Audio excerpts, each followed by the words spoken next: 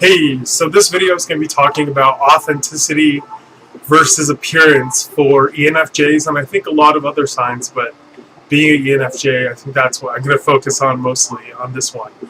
And I was kind of been thinking about making this video for a long time, but I've been putting off and I felt like I didn't have a clear idea of what exactly I wanted to say, but I've pretty much narrowed it down.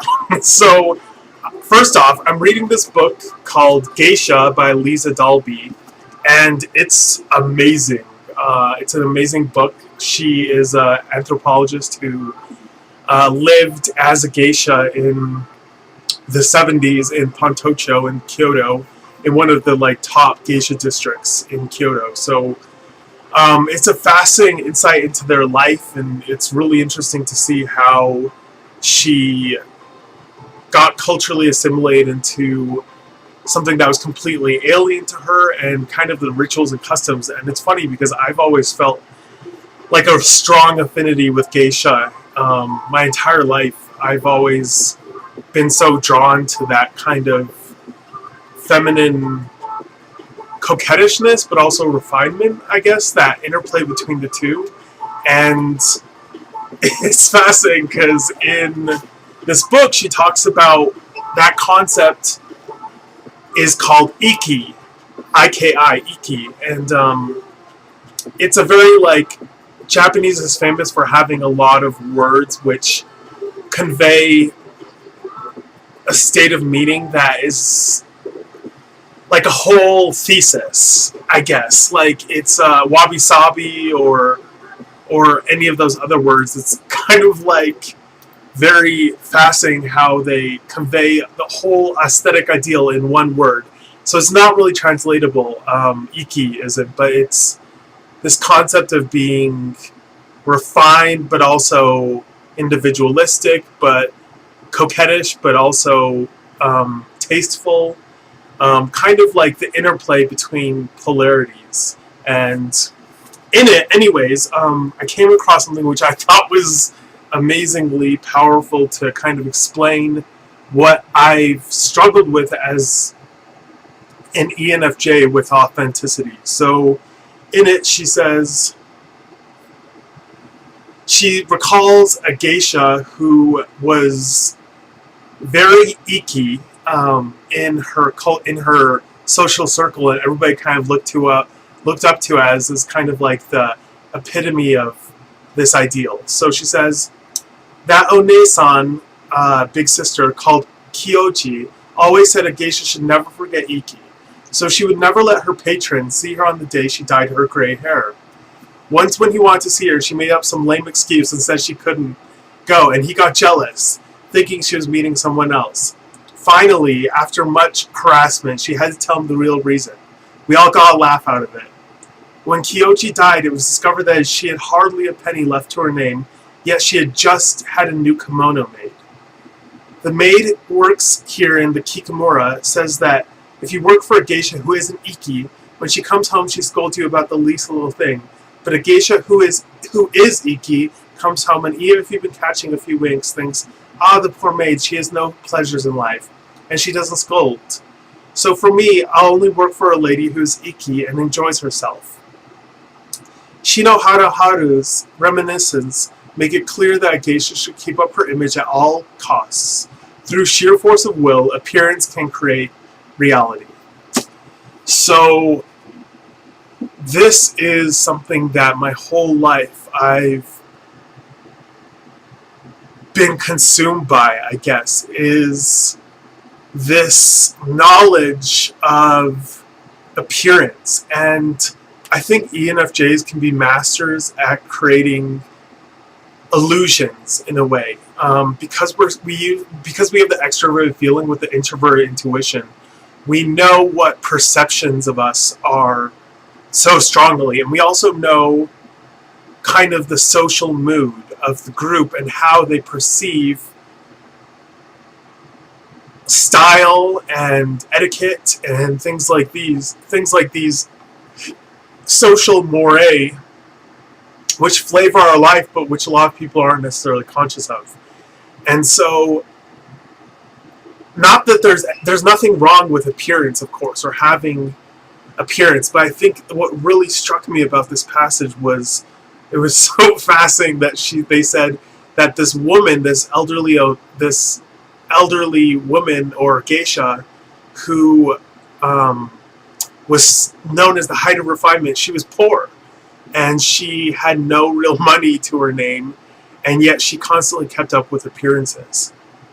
And I think this is a very ENFJ thing.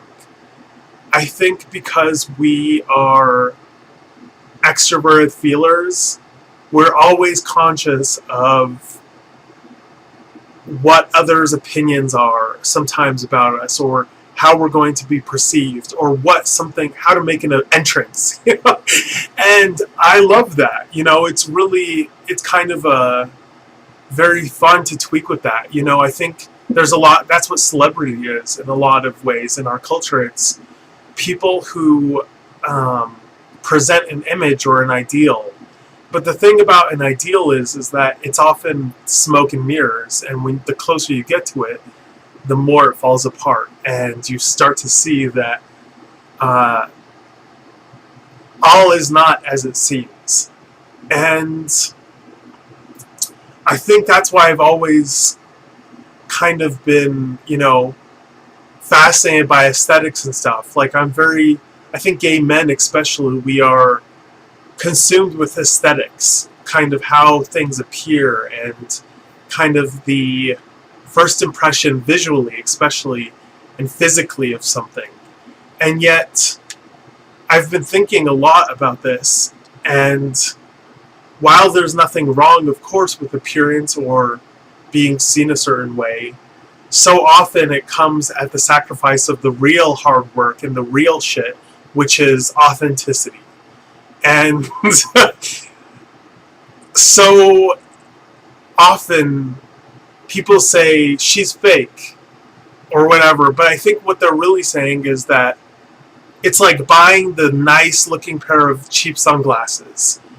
They're really cute for a while until everything chips off and it breaks and falls apart and the screws come out, and it doesn't take that long. And that's what I think sets, a luxury item from a knockoff. And all too often, when you focus only on appearance, you're not doing the hard work of sewing the bag and getting the stitches and doing everything correctly and putting in the fucking hard work of not just looking like something. And I follow this gay man, Walter Hampton, on YouTube, Hampton, and he lives in Atlanta, and he talks about how so many of the gay men there, especially the gay black men, they live this appearance where like they're constantly Instagramming their life and everything seems so fabulous, and parties and blah blah blah and liquor and whatever, and but they can't pay their fucking rent, and they can't, their cars are getting repoed, and it's complete, I hate to say it, but it's complete bullshit. And I think that ENFJs, we really have to focus on kind of putting the appearance of things on the back burner sometimes, because I think that's why people sometimes think that ENFJs can be fake.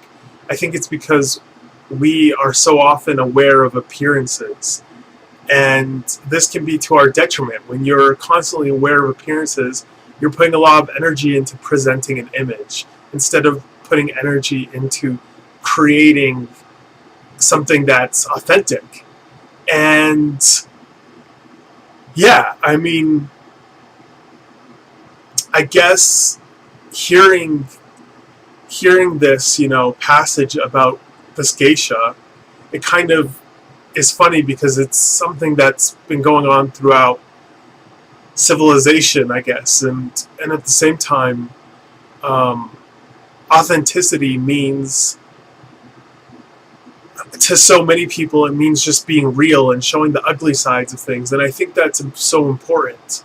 But I mean, furthermore than that, I think it means not being so obsessed with appearance in the sense that it forsakes what's actually real. And it's like, you know, some of the wealthiest people you meet don't necessarily drive luxury vehicles or anything like that, because it's not important to them, and also because they're not putting their energy into creating an illusion or an image of something.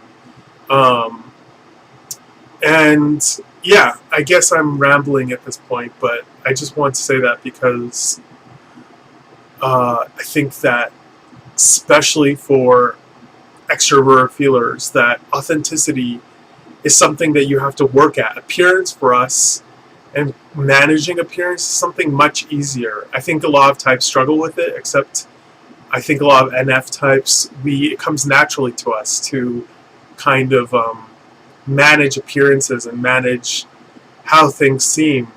But it's like the hard work is the day in, day out kind of building of something. So anyways, hopefully this makes sense. If you guys have any questions or comments or thoughts, please let me know in the comments below.